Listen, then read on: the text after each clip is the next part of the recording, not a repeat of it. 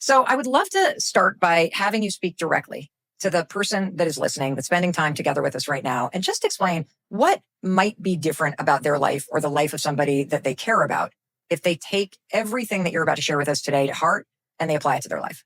Sure. I think the biggest thing that someone can take away if they really listen and understand what we're talking about today is the fact that your brain is changeable. And regardless of what condition you may have, you can improve the quality of your life with simple behaviors and habits. You have control over this and you have agency over your mental health. What are you seeing in terms of the type of anxiety that people are struggling with? And what do you think we should know? Sure. So anxiety, there's been a huge uptick in anxiety. I mean, anxiety, first of all, it's a very big topic because there's lots of different types of anxiety. Probably the most common ones are social anxiety and generalized anxiety disorder. But that said, it all started with a pandemic. So the World Health Organization reported a 25% increase in anxiety globally, starting with the pandemic. And sadly, it's still continuing to rise. It's not like it got better after things settled down. We're still having increases in incidents of anxiety. Now, why do you think that is? I think it has to do with our digital world this day, where we're always on 24-hour news cycles, social media with constant comparisons and access to bad news at any time of day. And also, our brains can be overloaded with information that then can create anxiety. So we have information overload, lots of hard working. I mean, there's just lots of societal factors. Well, it's interesting because at the very beginning, you said that one of the things that could change about your life is your brain, because your brain is malleable. You are able to reprogram it. And if I think about what you just shared with us, which is anxiety's on the uptick, which I just want to say to you as you're listening, if you're experiencing an uptick in anxiety, or if people that you care about are experiencing anxiety for the first time, that I think it's important to hear that this is actually kind of normal right now, that Dr. Marks is seeing it. What's also interesting to me about the list that you just gave us in terms of social media, constant comparison, things constantly changing, the headlines, the news cycle that's so negative, like all of it, is that those factors have changed your brain in terms of you feeling anxious, which means if there are outside factors that can change your brain and make you anxious, I would imagine, Dr. Marks, there are also factors that you're going to teach us today that can help you get your anxiety under control.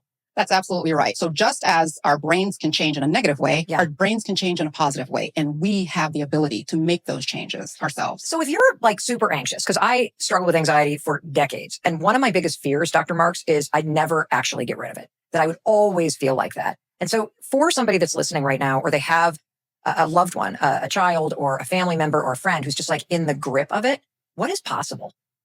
Sure. So I always kind of give, when I'm talking to people or talking to patients, the caveat that anxiety is one of those things that waxes and wanes over time. It's like a wave. So you can have periods of your life where it's more manageable, and then periods of your life where it becomes unmanageable because of stressors.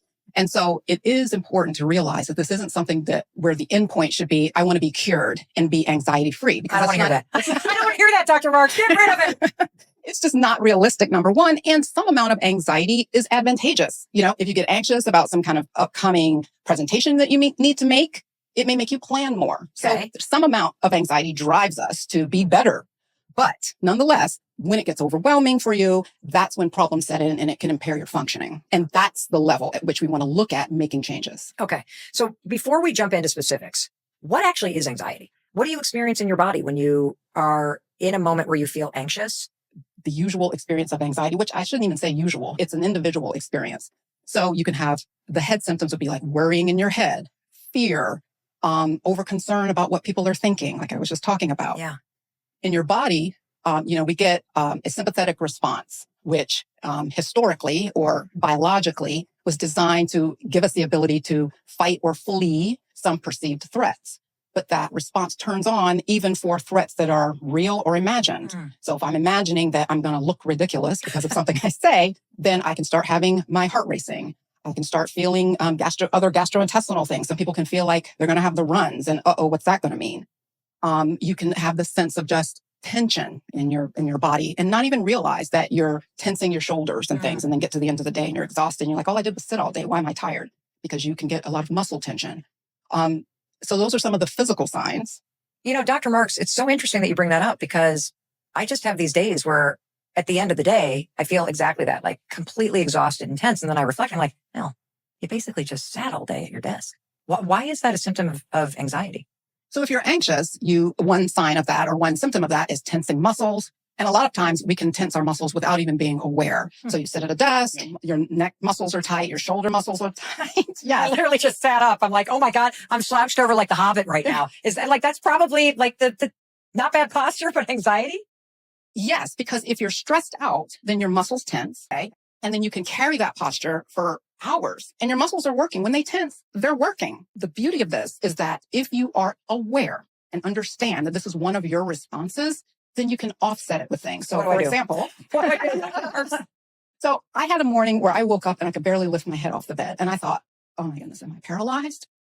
The downside of being a doctor, thinking about all kinds of things. But anyway, and all it was that I had kind of a stressful week and I had been sitting at my computer, hunched over, using my mouse and the shoulder up. And I didn't realize that was what I was doing, that I used my mouse with my shoulder up like this. And so my neck was almost like I could just, again, barely lift my head off the bed. So what do I do to offset that now? I do what's called progressive muscle relaxation. Well, first of all, I try to be aware of how I'm sitting in my chair, but even I can't, that's not perfect. So progressive muscle relaxation is one of those body tools where you start from either the head or the foot and you take muscle groups and you contract them and then relax them. And what that does is it makes you aware of what muscles were actually tense. So you could you could contract your shoulders and then relax them and realize, wow, okay, I didn't realize I was kind of sitting like this all day long. Yeah. But that helps create a relaxation state in your body. It helps kind of release that muscle tension. And I would suggest, trying that during a lunch break. It could just take 5 minutes to kind of from head to toe, contract, relax. And then that will help reset your muscle so that at the end of the day, you didn't spend 8 hours all contracted. So yesterday I got an email from a business partner of mine. And it was one of those emails that just makes you go, you just clench because you know that they're pissed at you. And even though I don't feel like I did anything wrong, they're really mad at me. And so there's that bracing sensation. And bracing, when you get an email where somebody's mad at you, is a mentally healthy response.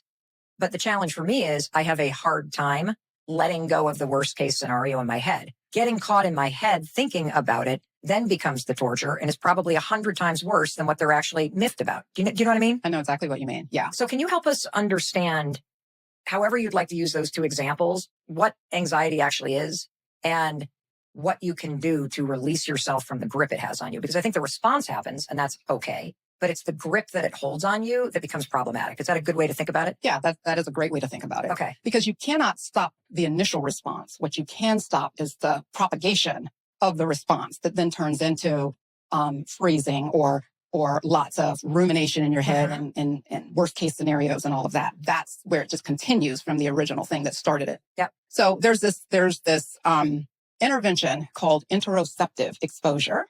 I talk about it in my book. Actually, I'm turning right to the page right now. You're the one this is the first time I've ever heard of this in my entire life. It is genius. It's on page 248 of your book. Why am I so anxious? So why don't you walk us through that? Right. So interoceptive exposure really is what it is at a high level is trying to get you to disconnect the physical sensations from it being anxiety provoking. Okay. Because people can get to just where you are of fearing the anxiety because let's say they feel a little churn in their stomach and I'm going to this is going to turn into a mess for the next hour or so, yes. Or I might have a panic attack or something. So you fear the reaction to the physical sensation.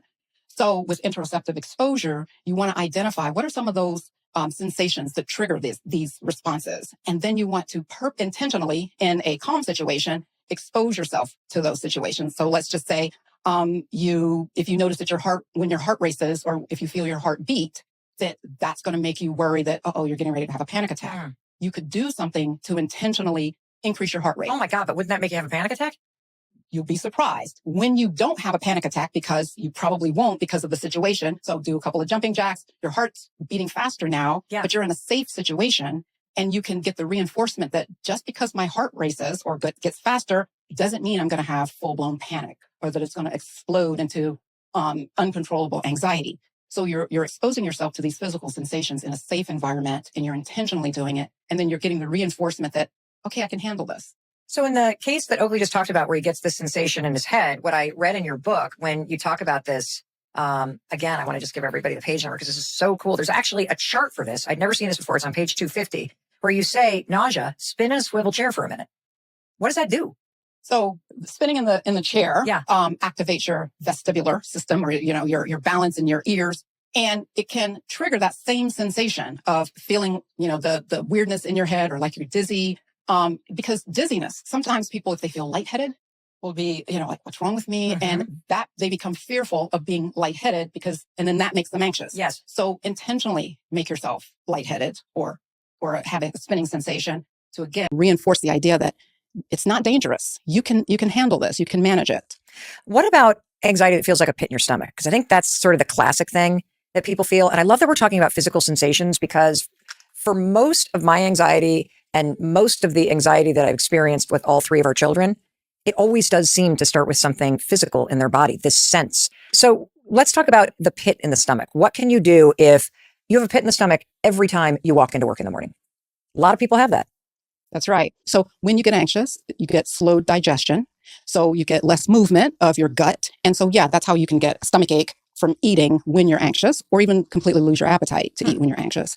But anyway, the pit in the stomach, is related to gastrointestinal slowing and changes because of the increased cortisol and stress hormones. So what can you do about that? Well, the first step is what you've already said, is recognizing that that's part of how you are manifesting anxiety, and then address the anxiety with the tools that work for you. Not everything works for everyone.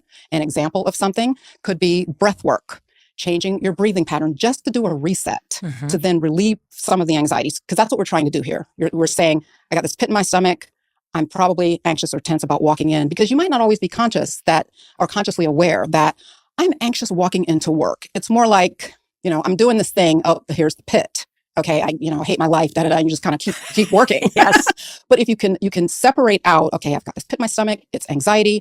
I am going to do something to calm myself. Like if we talk about, because I think it would be super helpful for the person listening to have you describe anxiety in terms of when you're in a calm, resting, you're okay space. You're not in the what if loop going, what if this happens? What if that happens? And then the pit in the stomach. And then all of a sudden you think you're going to throw up, and then you can't sleep, and then you're staring at the ceiling. Yes, I've experienced all of this. Something just happened in your body when that switch flipped. So could you just describe for us what's happening either in your nervous system or digestive tract and why that's happening? So we have two competing systems. We have the amygdala, which is a structure in your brain that is responsible for threat detection. It detects threats and it prepares your body to be able to either fight or flee. So by increasing the sympathetic response in your body, so that you get increases in epinephrine and things to stimulate you to be able to defend yourself. Once that threat is passed, then the parasympathetic system kicks in to calm things down. So it's like pressing on the brakes. So the sympathetic system turns up the gas and the parasympathetic turns on the brakes to slow things back down to just kind of a normal resting state. The person can't always control the stepping on the gas. Okay. So you can step on the gas and accelerate, but then you can come back once you recognize that that's what's happening. So the key here is understanding how your brain works so that then you can make your own interventions. Yeah. So let me just unpack this, because I think that this is really important, because I have always hated it when psychiatrists or psychologists or medical experts have said, well, you're never going to make your anxiety go away. Because I'm like, I want it to go away, Dr. Marks. Like, I don't want to live like this. I don't want to feel like this. But in what you just said that you can't actually change the things that are going to be happening around you, whether it's your mother-in-law walking in or your boss's bad mood. And you can't necessarily change the fact that your body is wired to go from that thing to suddenly stepping on the gas. That anxiety response is potentially always going to turn on. But what you can control is you can catch it when you feel your body go like that and you step on the gas. You can take your foot off and not accelerate it. That's exactly right. And the reason why that's actually important to me is because I've always focused on never stepping on the gas.